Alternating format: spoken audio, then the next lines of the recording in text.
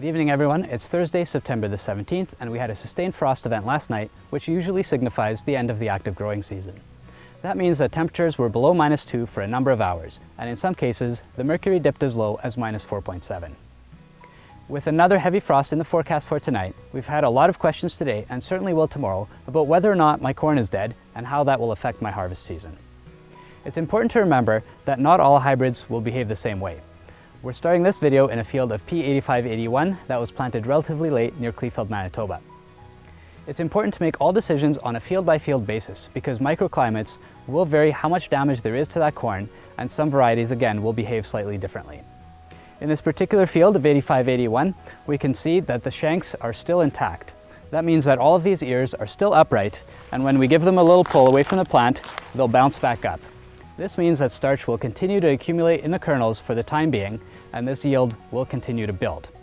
If this particular field freezes fatally tonight, we can look at up to a 25% yield reduction because there's no dents in these kernels yet.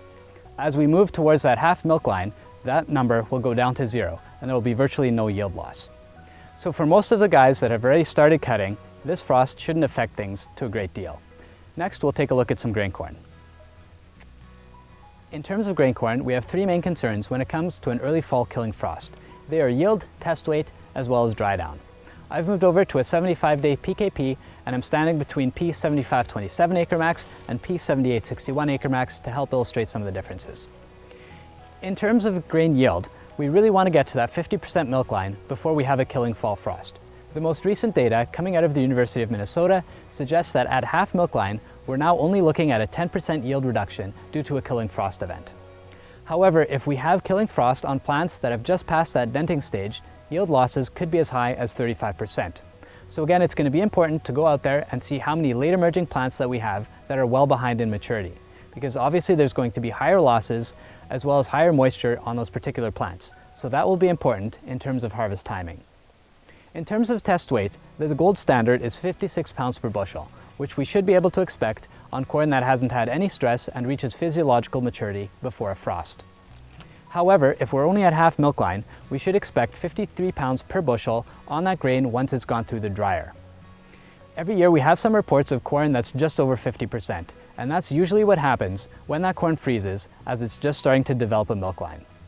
So again, there are going to be some differences in terms of how you dry that corn as well as hybrid selection.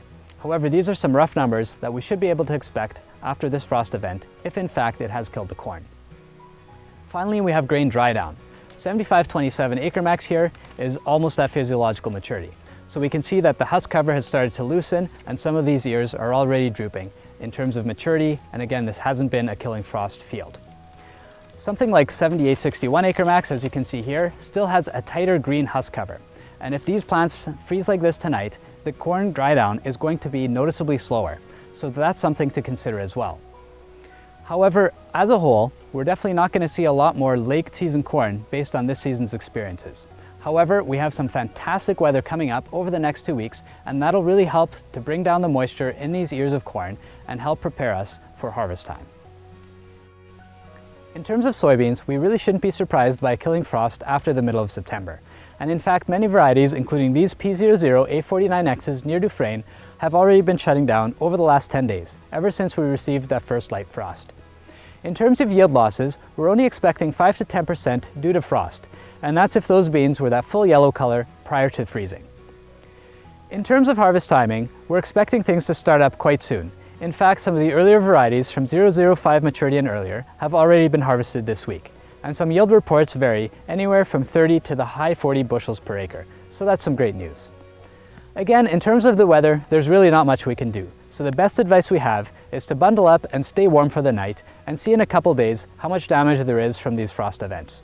If you do need some help doing that, please don't hesitate to give us a call, as we're always happy to go out there with you and see what kind of damage we have.